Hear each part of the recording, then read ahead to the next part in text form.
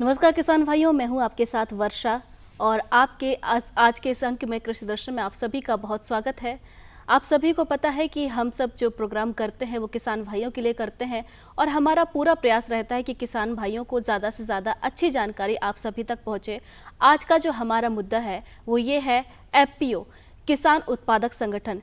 किसान उत्पादक संगठन क्या है, ये किस प्रकार से कार्य करता है, इसके क्या क्या लाभ होते हैं, इसके बारे में आज हम आप सभी से चर्चा करेंगे। और इस टॉपिक पर चर्चा करने के लिए हमारे साथ आज स्टूडियो में मौजूद हैं डॉक्टर उत्तम त्रिपाठी सर। सर बहुत स्वागत है आपका। सर सबसे पहला सवाल मैं आपसे करना चाहती हूँ कि जो एफपीओ है वो क्या है? मैडम, एफपीओ का अगर शाब्दिक अर्थ स्पष्ट करूं तो ये कृषक उत्पादक संगठन भारत सरकार की एक ये बहुत महत्वाकांक्षी योजना है जिसमें पूरे देश में 10,000 कृषक उत्पादक संगठन गठित किए जा रहे हैं। इसके माध्यम से जो हमारे असंगठित किसान हैं, किसान छोटी छोटी अपनी समस्याओं के लिए परेशान रहते हैं अपने ग्रामीण स्तर पे, विकासखंड स्तर पे या जिले स्तर पे, सरकार का ऐसा मानना है कि एक कृषक उत्पादक संगठन के माध्यम से न्यूनतम 300 किसान सदस्य या अधिकतम जो उस क्षेत्र की आवश्यकता हो ऐसे किसान जुड़कर एक संगठन का निर्माण करते हैं, जिसमें इसका पंजीयन दो तरह से किया जा सकता है। इसका पंजीयन कोऑपरेटिव एक्ट में भी कर सकते हैं और इसका पंजीयन कंपनी एक्ट में कर सकते हैं। सामान्यतः कंपनी एक्ट में हमारे किसान भाई इसका पंजीयन करना ज़्यादा पसंद कर रहे हैं। यह एक किसानों के द्वारा निर्मित, किसानों के लिए एक संगठन है। इसके माध्यम से हमारे किसान भाई अपने उत्पाद को कैसे बाजार में ला सकते हैं, कैसे उसकी मार्केटिंग कर सकते हैं, कैसे उसकी ब्रांडिंग कर सकते हैं और कैसे बेहतर मूल्य प्राप्त कर सकते हैं।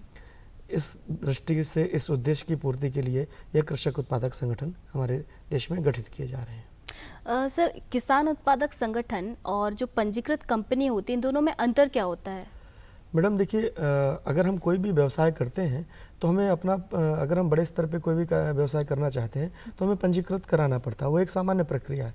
लेकिन कृषक उत्पादक संगठन का भी पंजीयन कंपनी एक्ट 2013 या कोऑपरेटिव एक्ट के तहत होता है। लेकिन यह कृषक उत्पादक संगठन मूल रूप से कृषि से जुड़े हुए उत्पादों में या कृषि से जुड़ी हुई गतिविधियों में कार्य करते हैं। इसमें किसान की भागीदारी सर्वाधिक होती है और ये कंपनियां किसानों से ही मिलकर बनती हैं। सामान्यतः कंपनी किसी व्यक्ति विशेष की हो सकती है, उसमें उनका आधिपत्य अधिक हो सकता है, लेकिन इस कृषक उत्पादक संगठन में प्रत्येक किसान बराबर का हिस्सेदार होता है। इस कंपनी में 10 प्रमोटर मिलकर इस कंपनी को तैयार करते हैं, जिसमें से 5 प्रमोटर या उससे अधिक कुछ प्रमोटर को निदेशक की भूमिका का निर्वहन करना पड़ता है और वह निदेशक मंडल मिलकर अपने क्षेत्र के लगभग 300 या 300 से अधिक किसानों को सदस्य के रूप में कंपनी में जोड़ते हैं। इसमें प्रत्येक किसान एक किसान सदस्यता शुल्क के साथ कंपनी में अपनी सदस्यता शुल्क जमा करता है और कंपनी की सदस्यता ग्रहण करता है, जिसको हम लोग अंश राशि भी बोलते हैं, शेयर मनी भी बोलते हैं। इस प्रकार से ये कंपनी अन्य कंपनियों से अलग है क्योंकि इसका मूल कार्य कृषि से जुड़ा हुआ है। जी, तो अगला मेरा सवाल ये है कि किसान उत्पादक संगठन चूंकि किसानों के लिए बनाया गया है, किसान इसमें भागीदारी कैसे लें? क्योंकि कई बार ये होता है कि जो ग्रामीण क्षेत्र होते हैं वहाँ पर किसानों को बहुत सारी योजनाओं की जानकारी नहीं मिल पाती है, तो किसानों को कैसे पता चले इस योजना के बारे में और वो इसमें भागीदारी कैसे ले सकते हैं? देखिए, आज मैं इस कार्यक्रम के माध्यम से किसान भाइयों को भी बताना चाहता हूं कि पूरे देश में भारत सरकार की योजना के अंतर्गत 10,000 कृषक उत्पादक संगठनों का गठन किया जा रहा है। मूल रूप से यह कृषक उत्पादक संगठन किसी व्यक्ति विशेष के नहीं है कि नहीं पता चलेगा। यह कृषक उत्पादक संगठन किसी एक प्रतिष्ठित संस्थान जिसको समूह आधारित व्यावसायिक संगठन की भूमिका का निर्वहन की जिम्मेवारी सरकार ने दी है, उस स्थानीय स्तर पे उनके माध्यम से इनको गठन किया जा रहा है। अब ऐसे समूह आधारित व्यावसायिक संगठन कौन से हो सकते हैं? ऐसे कृषि विज्ञान केंद्र हो सकते हैं, कृषि विश्वविद्यालय हो सकते हैं, ख्याति प्राप्त ऐसे एनजीओ हो सकते हैं या ऐसी संस्थाएं हो सकती हैं जिन्हें पिछले कई वर्षों से ग्रामीण क्षेत्र या कृषि विकास के क्षेत्र में उनका अनुभव रहा हो। कृषक उत्पादक संगठन किसी व्यक्ति के प्रयास से नहीं, जबकि एक सामूहिक प्रयास से तैयार किए जाते हैं और पूरे देश में और प्रत्येक विकास खंड में कृषक उत्पादक संगठन गठित किए जा रहे हैं। अगर किसान भाइयों को, किसी भी किसान भाई के मन में ऐसा भाव आता है कि वो कृषक उत्पादक संगठन से जुड़ना चाहते हैं और कृषक उत्पादक संगठन की सदस्यता लेना चाहते हैं, तो वो अपने विकास खंड के कृषि विस्तार अधिकारी, कृषि कार्यालय, कृषि विज्ञान केंद्र से जाकर संपर्क करेंगे और पूछेंगे कि हमारे विकास खंड में कौन सा कृषक उत्पादक संगठन गठित हो रहा है, उसमें हम कैसे जुड़ सकते हैं, तो वो आपकी पूरी मदद इस योजना में जुड़ने से करेंगे। जी, ये तो रही कि किसान कैसे भागीदारी ले सकते हैं इस योजना के अंतर्गत, लेकिन अगर वो भागीदारी लेते हैं तो इसमें सरकार उनकी किस प्रकार से मदद कर सकती है? देखिए मैडम, ये बहुत अच्छा प्रश्न है। क्या है कि जब किसान हमारा बहुत सीधा साधा किसान है जी। और जब उससे किसी भी कंपनी में जुड़ने के लिए या कुछ उससे राशि मांगने की बात हम लोग करते हैं तो उसके मन में एक भय आ जाता है कि कहीं ना कहीं किसान छला जाता है बार बार, तो उसके मन में एक भय भरा हुआ है। तो जब उसको सदस्यता राशि 2000-5000 रुपये देनी पड़ती है तो थोड़ा उसका मन डरता है। लेकिन मैं इसमें बताना चाहता हूँ, पहली बात ये तो भारत सरकार के द्वारा घोषित एक योजना है जिसका प्रधानमंत्री श्री नरेंद्र मोदी जी ने इस योजना को घोषणा की थी और पूरे देश में लगभग अभी 7000 से अधिक कृषक उत्पादक संगठन गठित हो चुके हैं। जी। इस योजना के अंतर्गत सरकार विभिन्न प्रकार से इस कंपनी को लाभ दे रही है, संगठनों को लाभ दे रही है। पहला लाभ तो दे रही है कि उदाहरण के लिए हम किसी भी एक साधारण कंपनी में हम सदस्यता लेते हैं, हम लोग अपनी भाषा में बोलते हैं शेयर मनी। हम लोग किसी भी कंपनी के शेयर खरीदते हैं और कंपनी जिस तरह से प्रगति करती है, अगर कंपनी बढ़ती है तो हमारा शेयर राशि बढ़ती है और कंपनी अगर किसी कारणवश अपना मुनाफा नहीं कमाती तो हमारी शेयर राशि घटती है। तो पहली बात तो किसान भाई इस कंपनी में जुड़ के शेयर राशि के माध्यम से जब कंपनी व्यापार करेगी, कंपनी कुछ काम करेगी तो हमारे सदस्यों की राशि बढ़ती है, एक फायदा। दूसरा, इस कंपनी में अगर किसान भाई हमारे उस क्षेत्र के किसान भाई, चूंकि कृषक उत्पादक संगठन मूल रूप से कृषि से जुड़े हुए गतिविधियों में काम करेंगे। उदाहरण के लिए अगर आज हमारे किसान, कोई एक ऐसा क्षेत्र है जिस क्षेत्र में हमारे किसान आलू का उत्पादन अच्छा करते हैं, टमाटर का उत्पादन अच्छा करते हैं, तो हमारा कृषक उत्पादक संगठन का ये ध्येय होना चाहिए कि वो उस क्षेत्र में उत्पादित होने वाले, सर्वाधिक उत्पादित होने वाले उत्पाद को वैल्यू एडिशन करे, मूल्यवर्धन करे। उदाहरण के लिए टमाटर से केचप बनाने का काम करे, टमाटर की प्यूरी बनाने का काम करे, उसकी चटनी बनाने का काम करे, टोमेटो पाउडर बनाने का काम करे, आलू के क्षेत्र में चिप्स बनाने का काम करे, नमकीन बनाने का काम करे, उसका स्टार्च निकालने का काम करे। ऐसे विभिन्न गतिविधियों से जैसे भी किसान की आय बढ़ाई जा सकती है या मूल रूप से उस उत्पाद का रूप बदला जा सकता है, जिसको हम लोग वैल्यू एडिशन या मूल्यवर्धन कहते हैं।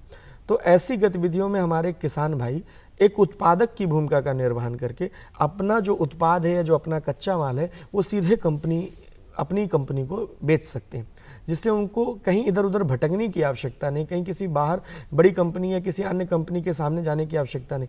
कई बार देखा गया हमारे किसान भाई अपना माल लेके जाते हैं किसी बड़े व्यापारी के पास और जब वो माल लेके जाते हैं किराया भाड़ा लगाते हैं और उसके बाद जाते हैं तो उनका माल रिजेक्ट हो जाता है। तो किसान के पास उसका किराया भाड़ा लगा, उसके बाद उसको जो रेट वो सामने वाला व्यक्ति उससे मांगता है उसको उस रेट में देना पड़ता है। लेकिन यहाँ ऐसा नहीं, यहाँ कृषक उत्पादक संगठन आपकी ही कंपनी है, आपकी कंपनी पहले ही आपके प्रोडक्ट को आपके स्थानीय स्तर पे, आपके खेत के स्तर पे देखेगी और उसके बाद उसका मूल्य निर्धारित करेगी और आप उसके कंपनी तक उस माल को पहुंचा दीजिए।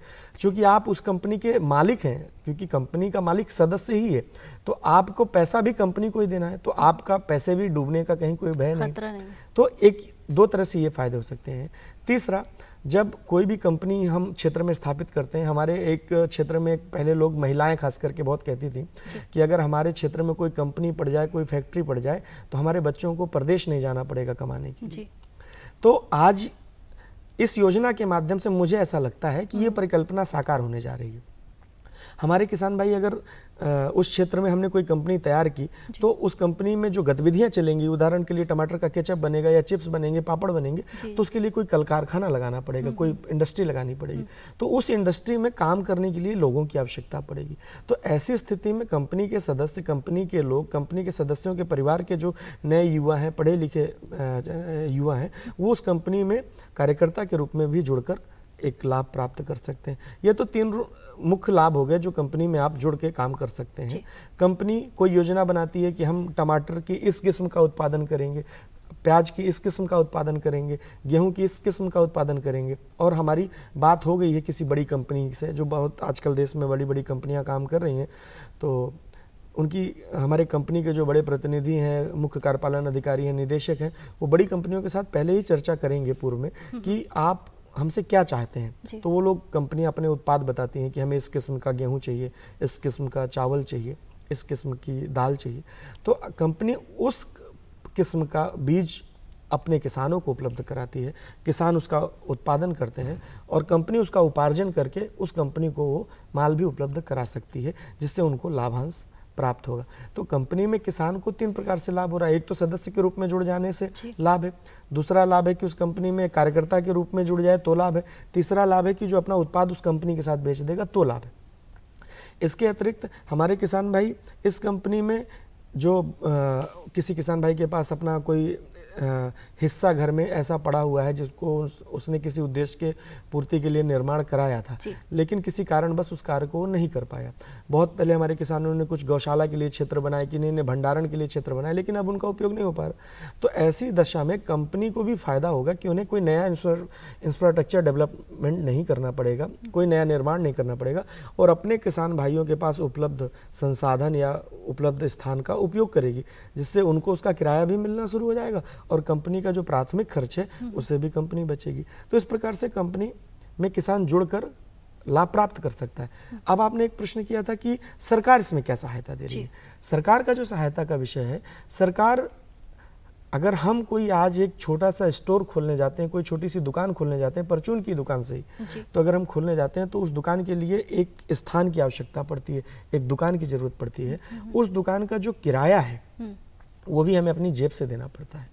उस दुकान को खोलने के लिए पंजीयन की जो गतिविधि करनी पड़ेगी, उद्योग आधार का पंजीयन कराना पड़ेगा या कोई भी पंजीयन आप किसी भी करते हैं, उसके लिए जो न्यूनतम फीस लगती है सरकार की, वो भी आपको देनी पड़ेगी अपनी।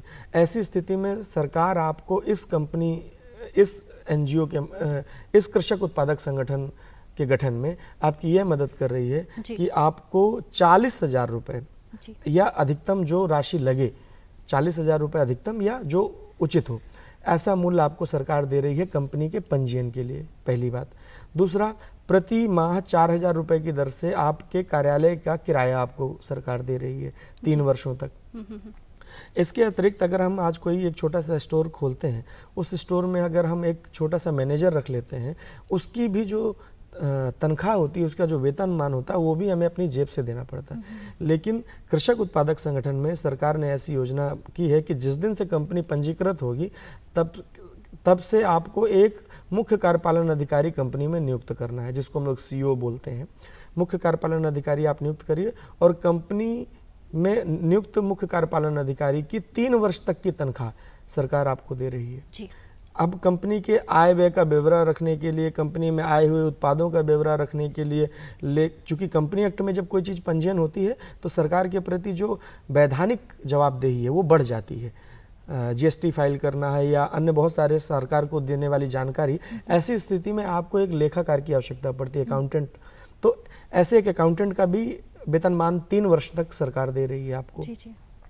कार्यालय खोलते हैं तो कार्यालय में कुछ बेसिक चीज़ों की आवश्यकता पड़ती है, उदाहरण के लिए टेबल, कुर्सी, मेज, अलमारी, ऐसे उपयोग के लिए भी 1 लाख रुपए सरकार आपको दे रही है। इस प्रकार से सरकार 3 वर्ष में एक कंपनी को प्राथमिक रूप से 18 लाख रुपए की मदद कर रही है। और अच्छी बात यह है सर कि किसी व्यक्ति विशेष को लाभ नहीं हो रहा है, पूरे किसान संगठन, जो पूरा संगठन मिलकर कार्य कर रहा है, इस संगठन को बना रहा है, कोई कंपनी उत्पन्न कर रहा है, तो उसमें ऑल ओवर सभी को इसका फायदा मिल रहा है। एक छोटा सा ब्रेक का समय हो गया है, एक छोटे से अंतराल के बाद आप सभी से मिलेंगे। हमारी चर्चा लगातार जारी है डॉक्टर उत्तम त्रिपाठी सर से। किसान भाइयों, एक छोटे से अंतराल के बाद हम फिर मिलते हैं। अरे सुन तो। मुझे क्या सुनाना चाहते हो? जो सुनाओ मेरी सौतन को। किसको? अरे वही तुम्हारा मोबाइल फोन जिससे सुबह शाम दिन रात चिपके रहते थे और कहते थे किसान कॉल सेंटर से बातें हो रही हैं। अच्छा ये बात है। हाँ, क्यों, क्या हुआ? अब बात नहीं होती क्या? अब तो झट से बात हो जाती है। संबंधी समस्याओं का अपनी भाषा में तुरंत हल पाने के लिए पूरे भारत में किसी भी फोन से हेल्पलाइन नंबर पर संपर्क करें। किसानों का दोस्त किसान कॉल सेंटर।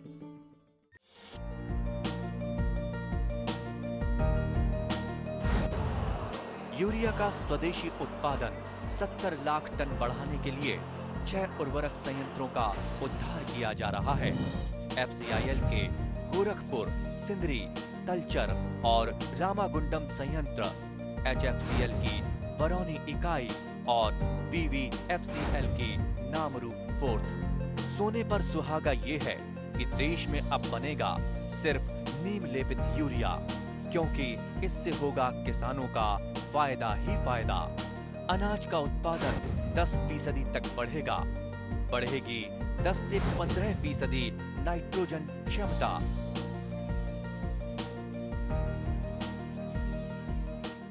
ब्रेक के बाद एक बार फिर आप सभी का स्वागत है। किसान भाइयों, हम सभी चर्चा कर रहे थे एफपीओ के ऊपर। एफपीओ क्या है, किस प्रकार से लाभ मिलते हैं और क्या क्या इसको शुरू करने के लिए हमें क्या क्या करना पड़ता है। तो अभी हम चर्चा को जारी रखते हैं। हमारे साथ डॉक्टर उत्तम त्रिपाठी सर जुड़े हुए हैं। सर, हम लोग चर्चा कर रहे थे कि इससे किसान भाइयों को किस प्रकार से लाभ प्राप्त होता है, कब लाभ प्राप्त होता है और कैसे लाभ प्राप्त होता है इससे जुड़ने के बाद। देखिए, पहली बात तो मैंने अभी आपको एक लाभ बताया कि किसान उत्पादक संगठन को सरकार 18 लाख रुपए तक का लाभ उनको विभिन्न उपयोग के लिए देती है। इसके अतिरिक्त सरकार ने एक प्रावधान और रखा है जिसको हम लोग इक्विटी मनी कहते हैं। मैचिंग ग्रांट के नाम से भी हम लोग जानते हैं हमारे किसान भाई इसको, इक्विटी मनी। इसमें क्या रहता है कि जब हमारे किसान भाई अधिकतम 15 लाख रुपए अपने किसान अंश जमा कर लेते हैं, अपना अंश जमा कर लेते हैं और सरकार की ओर कुछ आवश्यक प्रपत्रों के साथ सूचना देते हैं कि जी हमारे पास हमारे किसानों का 15 लाख रुपए जमा हो गया है और अब हम आगे व्यापार करना चाहते हैं, तो सरकार उनको उनके कंपनी के बड़े व्यापार करने के लिए उनको मैचिंग ग्रांट इक्विटी मनी के रूप में 15 लाख रुपए देती है। अब ये ग्रांट आप पहले दिन से लेके 3 सालों तक ले सकते हैं कंपनी सरकार से। आज अगर आपके पास 15 लाख हो गया तो आज आप आवेदन कर दीजिए, या जरूरी नहीं 15 लाख, लेकिन आप ये आवेदन इक्विटी मनी सरकार से 3 बार ले सकते हैं और अधिकतम 15 लाख रुपए ले सकते हैं।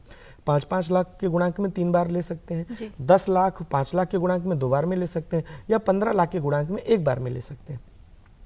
लेकिन इसमें सबसे बड़ी बात यह है कि अगर आज आपने 15 लाख रुपए इकट्ठे कर लिए अपने किसानों से, उदाहरण के लिए आपने 750 किसान सदस्य जोड़ लिए और 2000 रुपए उनकी सदस्यता शुल्क आपने ली, तो आपके पास 15 लाख रुपए हो गए। और अगर आपने सरकार को इन 750 किसानों का विवरण भेजा और जानकारी दी कि हमारे पास ये 750 किसान जुड़ गए हैं, इनकी सदस्यता राशि हमारे खाते में जमा हो चुकी है कंपनी के, और किसान भाई इक्विटी मनी की मांग करते हैं, तो हम सरकार उनको 15 लाख रुपए की इक्विटी मनी दे देती। तो ऐसी स्थिति में कंपनी, जहां अभी कंपनी की कुल वैल्यू 15 लाख थी, वहीं पर हमारी कंपनी की वैल्यू 30 लाख हो जाती है। तो अगर कहा जाए तो कंपनी 15 लाख में हो सकता है कि कोई छोटा व्यापार करना चाहती थी या कोई इंडस्ट्री डालना चाहती थी, उसको दिक्कत हो सकती, लेकिन अभी 30 लाख रुपए में मुझे ऐसा लगता है कि किसानों से जुड़े हुए छोटे मोटे सभी प्रसंस्करण की इकाइयाँ डाली जा सकती हैं।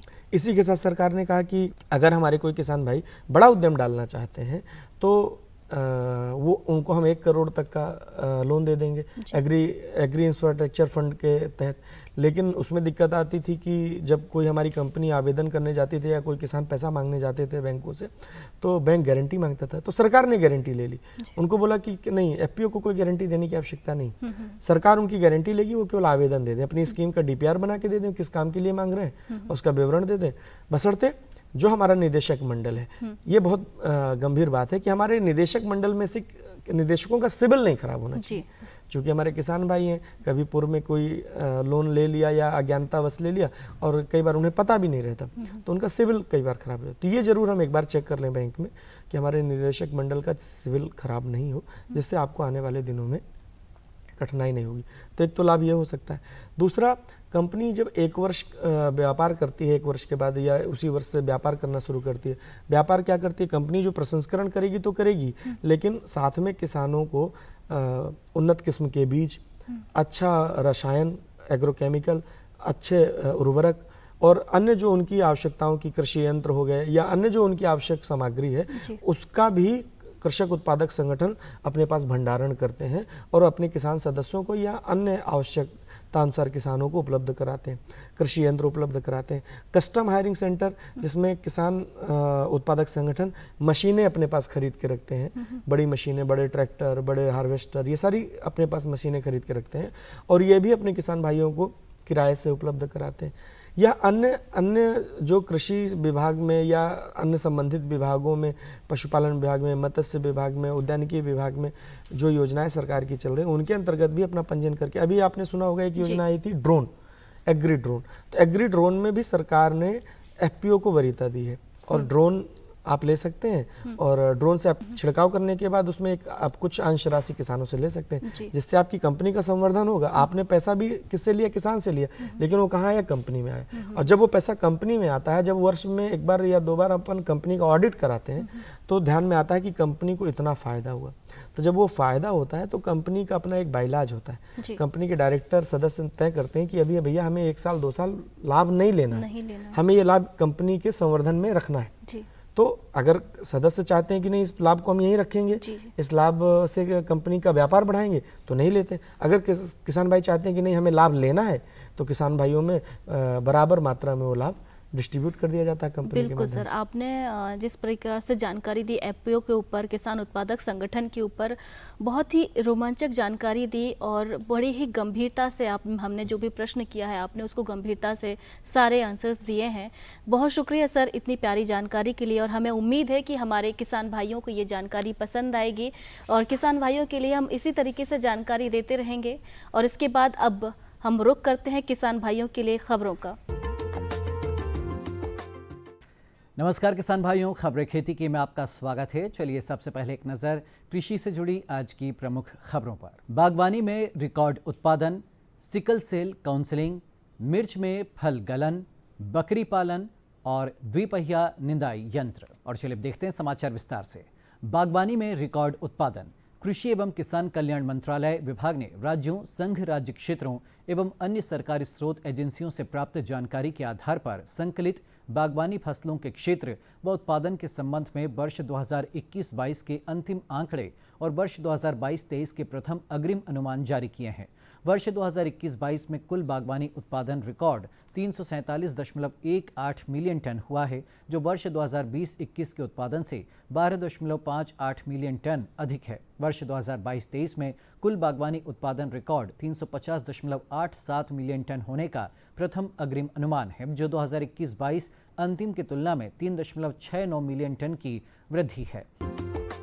राज्यपाल श्री मंगूभाई पटेल ने कहा है कि सिकल सेल एनीमिया रोग की काउंसलिंग के लिए ग्राम सभा के मंच का उपयोग किया जाए। ग्राम सभा को बताया जाए कि सिकल सेल एनीमिया रोग की रोकथाम के लिए जरूरी है कि युवक युवती दोनों यदि सिकल सेल वाहक हैं तो वे आपस में विवाह नहीं करें। यह समझाना भी जरूरी है कि यदि कोई एक वाहक अथवा रोगी है तो वे आपस में विवाह कर सकते हैं। उन्होंने रोग से संबंधित सावधानियों, उपचार, आहार और विहार संबंधी जानकारियों के प्रसार के लिए ग्राम के व्यक्तियों को सूचित और शिक्षित करने के प्रयासों के लिए भी कहा। राज्यपाल श्री पटेल ने राजभवन में आयोजित बैठक में वन और पंचायत एवं ग्रामीण विकास विभाग के अधिकारियों को इस संबंध में निर्देश दिए। राज्यपाल श्री पटेल ने कहा कि सिकल सेल रोग के उन्मूलन के लिए ग्राम सभाओं को प्रेरित किया जाना चाहिए। ग्राम सभा में सिकल सेल रोग के संबंध में चर्चा के आयोजन किए जाने चाहिए। ग्राम सभाओं को रोग की रोकथाम के प्रयासों के लिए संकल्पित कराया जाना चाहिए। ग्राम सभा की शक्तियों, कार्यवाही, बैठक में शामिल होने वाले और भाग नहीं लेने वाले सदस्यों की जानकारियों का प्रसार किया जाए ताकि ग्रामीणों को ग्राम सभा की बैठक में शामिल होने की प्रेरणा मिले।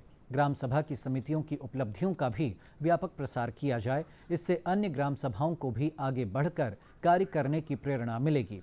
राज्यपाल ने पेसा कानून के तहत गठित समितियों के सदस्यों के प्रशिक्षण की व्यवस्था करने के लिए भी कहा। मिर्च की फसल में यह बहुत प्रचलित रोग है।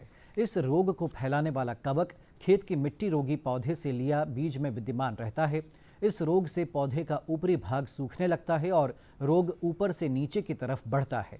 रोगी पौधे की शाखाओं की पत्तियां गिरने लगती हैं। यदि यह अवस्था फल लगने से पहले आ जाती है तब पौधे में फल नहीं लगते या फिर बहुत कम लगते हैं। फलों के ऊपर रोग के लक्षण छोटे छोटे गोलाकार के धब्बों के रूप में दिखाई पड़ते हैं। ये धब्बे लंबाई में बढ़ते हैं, बाद में इनका रंग मटमैला हो जाता है और फल सड़ने लगते हैं। इसके नियंत्रण के लिए मैंकोजेब 2.5 ग्राम या कॉपर ऑक्सीक्लोराइड 2 ग्राम प्रति लीटर के हिसाब से घोल बनाकर 150 लीटर घोल प्रति एकड़ के हिसाब से छिड़काव करें।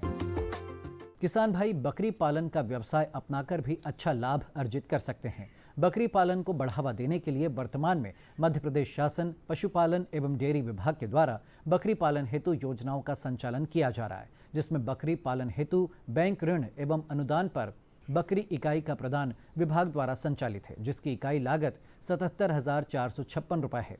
इसमें 10% हितग्राही अंशदान एवं शासन द्वारा प्रदाय अनुदान सामान्य वर्ग हेतु 40% एवं अनुसूचित जाति जनजाति हेतु 60% है। इस योजना का लाभ लेने के लिए पशुपालन एवं डेयरी विभाग से संपर्क करें। फसलों की निदाई के लिए यह एक सस्ता, सुलभ और आसानी से प्राप्त होने वाला द्विपहिया निदाई यंत्र है। यह एक हस्तचलित उपकरण है जिससे काली मिट्टी के शुष्क भूमि क्षेत्र में कतारबद्ध फसलों की निदाई और गुड़ाई की जाती है। इसमें 2 पहिया ढांचा, कांटे समेत बी ब्लेड, एक यू क्लैंप व एक हत्था लगाया जाता है जिससे यंत्र को आगे धकेलकर व पीछे खींचकर खरपतवार को काटा या उखाड़ा जा सकता है। इसके उपयोग से पौधों को मात्र 1% का नुकसान होता है व हस्तचलित होने के कारण लागत भी कम आती है। तो किसान भाइयों, खबरें खेती की में इतना ही। मुझे दीजिए अनुमति। नमस्कार। तो किसान भाइयों, आज हमने एफपीओ के बारे में बात की, किसान उत्पादक संगठन के बारे में हमने जाना कि ये आप सभी के लिए कितना ज़रूरी है, क्यों ज़रूरी है और इसे किस प्रकार से आपको इस योजना से जुड़ना है और इस योजना से जुड़ने के लिए सरकार आपको क्या क्या लाभ मुहैया कराती है, किस प्रकार से सरकार आप लोगों की मदद करती है। हम उम्मीद करते हैं कि आपको ये जानकारी पसंद आएगी और इसी तरीके से आप लोगों के लिए कुछ खास खबरें और जानकारी हम लाते रहेंगे। इसी के साथ हमें इजाज़त दीजिए। नमस्कार।